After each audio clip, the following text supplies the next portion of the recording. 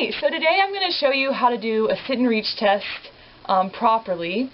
And in class we had a sit and reach box that we used, but because I'm at home I don't have one of those fancy sit and reach boxes, so I'm just doing it the YMCA way, which means I just need a ruler stick, and you're going to need a piece of tape and an extra human to help you out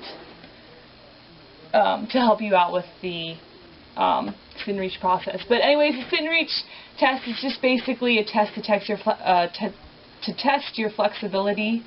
And unfortunately, it's not a whole body flexibility test. It just tests your lower back, hip, and hamstrings flexibility. So, but it's pretty good at seeing whether you have low back pain or not, just by how far you can reach. Okay, so on to the test. First things first, you're going to want to make sure that your shoes are off for this assessment. In class we had the box, and that's especially important because if you had your shoe on, that would add like an extra inch and it would throw off your results. But even with this, with the homemade version, it's still important to take off your shoes. Next thing, you're going to put the ruler stick down and put a tape onto the 15-inch mark.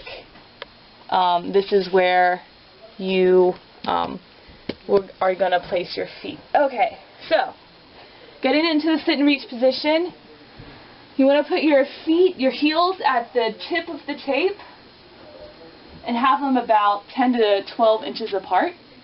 And then you're going to put your hands one over the other, so that's like this. Make sure that one isn't jutting forward, because that will throw off your results and be inaccurate. Then also, finally, before you begin, make sure that your legs are like flat on the ground, not like this, bent or anything, because that will give you a way more stretch. And also, before you begin, you can just like slightly stretch out your muscles. That way you don't do a stretch on like cold muscles. But beginning, I'm going to have my helper right here.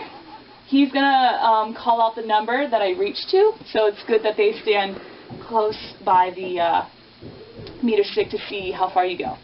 So I'm going to do the test real fast. Hands one over the other, knees straight, feet slightly apart. Just going to go down in a smooth motion. 19.5.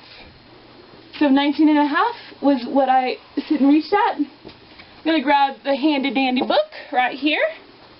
And on the chart it says, for a female between 18 to 25, which I'm in that range, I got a 19.5 as my value, which means I am in the average zone. So I knew I wasn't that good at flexibility, but at least I'm not in the low zone. So now you know how to do a proper sit and reach test, and good luck doing your own.